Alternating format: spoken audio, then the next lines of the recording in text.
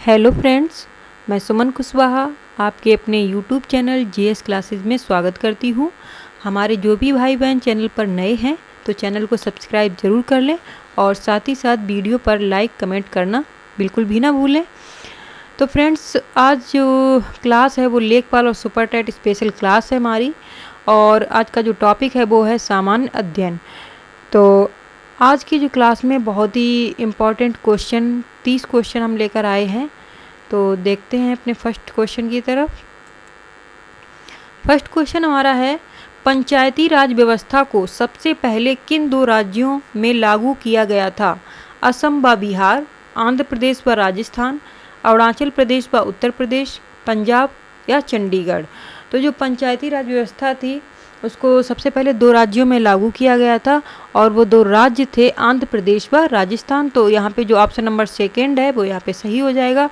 और पंचायती राज व्यवस्था की अगर शुरुआत की जाए तो वो राजस्थान के नागौर ज़िले से हुई थी। बढ़ते हैं अगले क्वेश्चन की तरफ। अगला क्वेश्चन हमारा है, भारतीय राष्ट्रीय कांग्रेस के पहले मुस्लिम प्रेसिडेंट कौन थे? जिन्ना, सर सैयद अहमद खां, बदरुद्दीन तैयब जी, अबुल कलाम आज़ाद। तो जो भारतीय राष्ट्रीय कांग्रेस की स्थापना हुई थी 1885 में, और इनके जो अध्यक्ष थे जो स्थापना की थी वो थे ए.ओ. ह्यूम थे। और जो मुस्लिम प्रेसिडेंट थे इसके सबसे पहले वो थे, ऑप्शन नंबर थर्ड यहाँ पे राइट हो जाएगा, बदरुद्दीन तैयब जी। अगला क्वेश्चन देख लेते हैं। रेंजर घाटी राष्ट्रीय उद्यान किस राज्य में है? हिमाचल प्रदेश, मध्य प्रदेश, उत्तर प्रदेश, छत्तीसगढ़। इम्पॉर्टेंट क्वेश्चन है। तो जो रेंजर घाटी राष्ट्रीय उद्यान है वो छत्तीसगढ़ राज्य में स्थित है। और रेंजर घाटी के अलावा एक और राष्ट्रीय उद्यान यहाँ का फेमस है, इंद्रावती टाइगर रिजर्व। बढ़ते हैं अगले क्वेश्चन की तरफ। पुष्पहीन पौधों को क्या कहा जाता है? मतलब जिसमें पुष्प नहीं आते हैं। क्रिप्टोगेम, थैलोफाइटा, फेनेरोगेम्स या फिर ब्रायोफाइटा। तो जो पुष्पहीन पौधा होता है उसको हम कहते हैं क्रिप्टोगेम। अगला क्वेश्चन देखते हैं। निम्न में एक बीजपत्री पौधा है, चना, सरसों, मटर या बाजरा।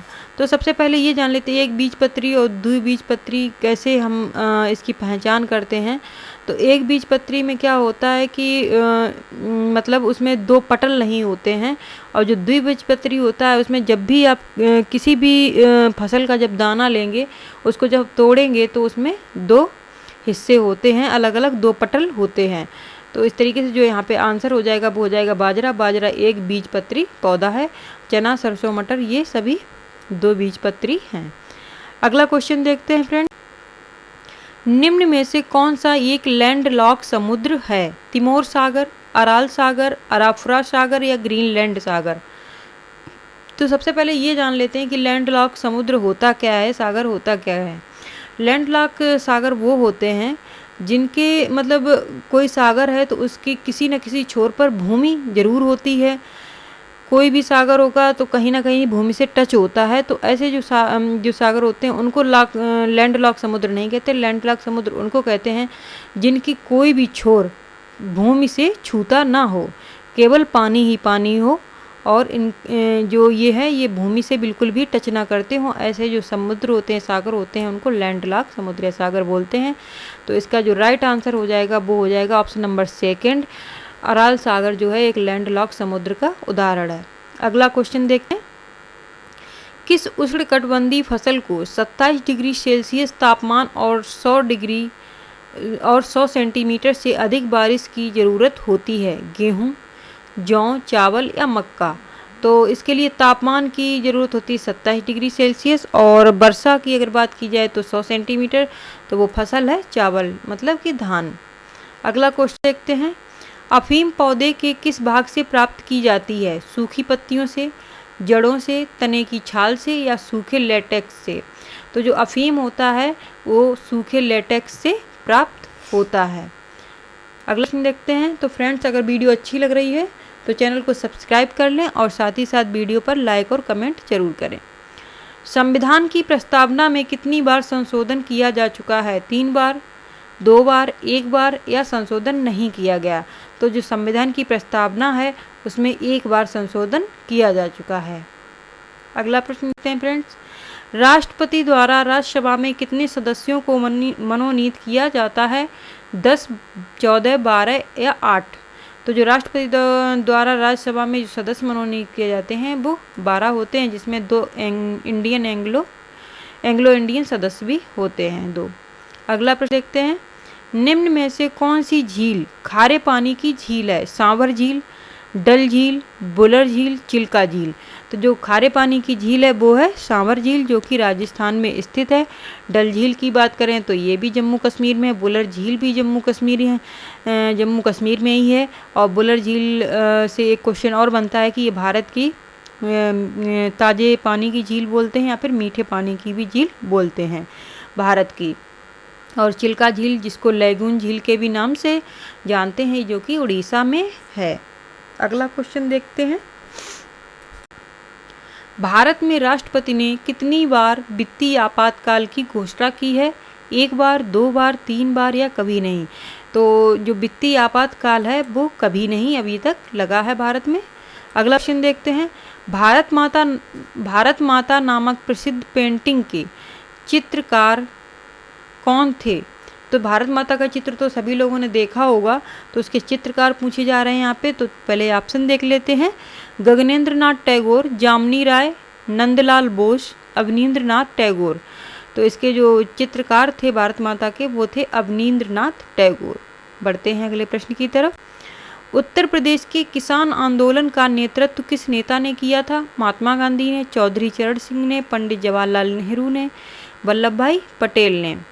तो उत्तर प्रदेश का जो किसान आंदोलन था वो उसके जो नेता थे वो थे पंडित जवाहरलाल नेहरू।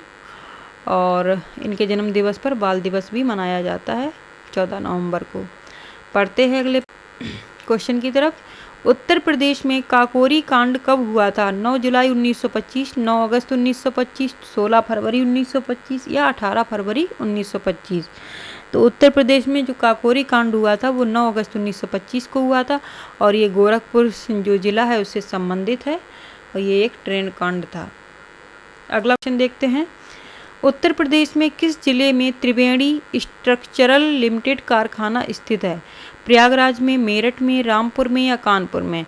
तो ये जो कारखाना है वो प्रयागराज में स्थित है। इसका जो फर्स्ट ऑप्शन है यहाँ पे सही हो जाएगा। बढ़ते हैं अगले क्वेश्चन की तरफ, मित्र शक्ति सैन्य अभ्यास किन देशों के बीच में होता है? वेरी वेरी इंपॉर्टेंट क्वेश्चन है। इंडोनेशिया व भारत, पाकिस्तान व भारत, नेपाल व भारत या श्रीलंका व भारत? तो जो मित्र शक्ति सैन्य अभ्यास है वो श्रीलंका और भारत के बीच में होता है। अगला क्वेश्चन देखते हैं, जीएसटी परिषद का सचिवालय कहाँ है?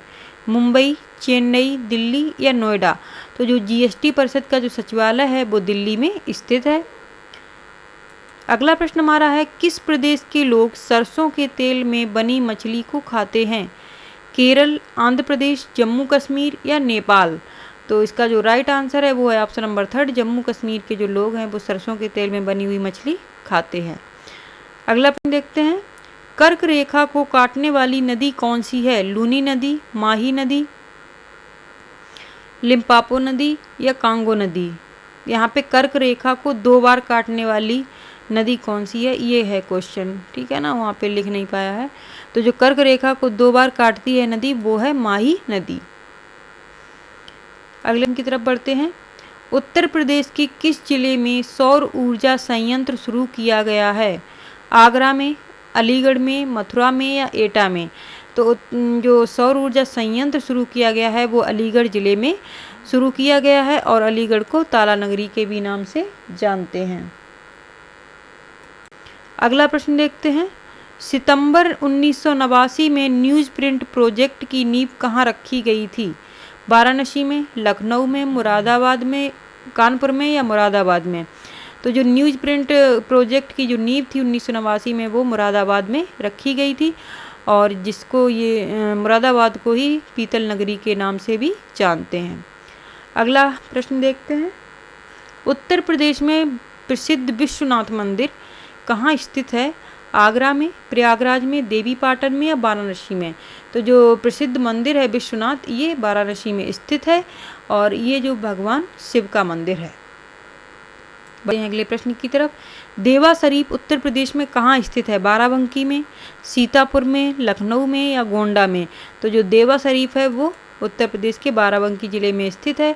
और अगर यहाँ पे एक मेला भी लगता है, देवा शरीफ का मेला पूछा जाता है, तो ये उसका भी जो राइट आंसर होगा वो बाराबंकी ही होगा। बढ़ते हैं अगले प्रश्न की तरफ। भूमि सेना गठित करने वाला पहला राज्य कौन बना? बिहार, दिल्ली, पंजाब या उत्तर प्रदेश? तो जो भूमि सेना गठित की थी और वो पहला राज्य था उत्तर प्रदेश। बढ़ते हैं अगले क्वेश्चन की तरफ। मैट्टूर बांध किस नदी पर स्थित है? गोदावरी पे, कावेरी पे, कृष्णा नदी पे या महानदी पर? तो जो मैट्टूर बांध है वो कावेरी नदी पर स्थित है। अगला प्रश्न हमारा है, उत्तर प्रदेश में प्रधानमंत्री ग्रामोदय योजना कब शुरू की गई थी? 15 अगस्त 2000, 2 अक्टूबर 2000, 30 जनवरी 2001, 15 मार्च 2002? तो उत्तर प्रदेश में जो प्रधानमंत्री ग्रामोदय योजना है वो 15 अगस्त 2000 को शुरू की गई थी। बढ़ते हैं अगले क्वेश्चन की तरफ। किस साहित्यकार का जन्म उत्तर प्रदेश के कुशीनगर जिले में हुआ था? निराला, हजारी प्रसाद द्विवेदी, कन्हैयालाल मिश्र प्रभाकर, सच्चिदानंद हीरानंद बादशायन अग्गे? तो जो उत्तर प्रदेश के कुशीनगर जिले में इनका जन्म हुआ था वो थे सच्चिदानंद हीरानंद बादशायन अग्गे जी थे। अगला क्वेश्चन हमारा है, पम्पदुम 16 राष्ट्रीय उद्यान कहाँ स्थित है? उत्तराखंड, छत्तीसगढ़, केरल, राजस्थान? बहुत ही यूनिक क्वेश्चन है ये। तो जो पम्पदुम 16 राष्ट्रीय उद्यान है वो केरल राज्य में स्थित है और केरल राज्य सबसे साक्षर राज्य है भारत का। साक्षरता दर यहाँ पर सबसे अधिक है। अगला क्वेश्चन देखते हैं और ये क्वेश्चन है, ये लास्ट क्वेश्चन है इस सेशन का। कौन सी एनजीओ भारत की पर्यावरणीय रिपोर्ट देती है? सेवा भारती, तरु मित्र, डेवलपमेंट अल्टरनेटिव्स, स्वराज? तो जो एनजीओ है एक भारत की जो पर्यावरणीय रिपोर्ट देती है वो है डेवलपमेंट अल्टरनेटिव्स, जो यहाँ पे थर्ड ऑप्शन है सही हो जाएगा। और इसी के साथ ये महत्वपूर्ण सेशन समाप्त होता है। तो फ्रेंड्स, अगर वीडियो आप लोगों को उपयोगी लगी हो, अच्छी लगी हो, तो चैनल को सब्सक्राइब कर लें और साथ ही साथ वीडियो पर लाइक कमेंट भी करें। और मेरे वीडियो पर जो शेयर का जो ऑप्शन दिख रहा है वहाँ पे शेयर करें वीडियो को अपने फ्रेंड्स सर्कल के साथ में। धन्यवाद।